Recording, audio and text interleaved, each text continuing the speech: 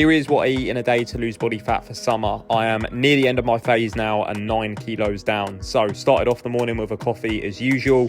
Pre-workout was 2 jam crumpets and of course the standard protein oats, a nice bit of carbs.